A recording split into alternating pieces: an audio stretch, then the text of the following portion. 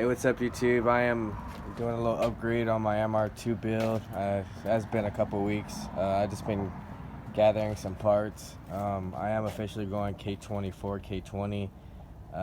Here are some of the parts that I've picked up. This is a Type S manifold. Just bolted up there to show you. This is the Type S head.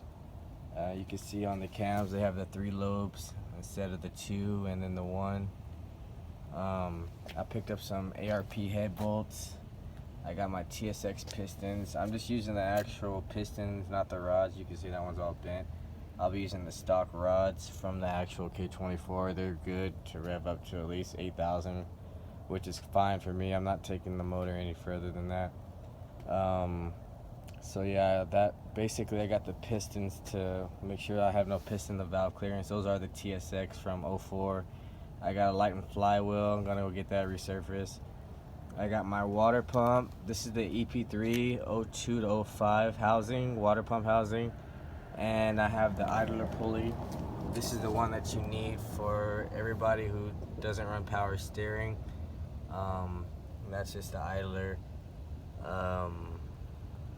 tensioner for the actual car. But other than that, I got my bearings too for the bottom end because I will be freshening it. I'm going to tear the motor down and take it to the machine shop. But these are the rod bearings and the crank bearings that I'm going to be using. Other than that, I'm going to be taking this apart, and a transmission should be coming soon.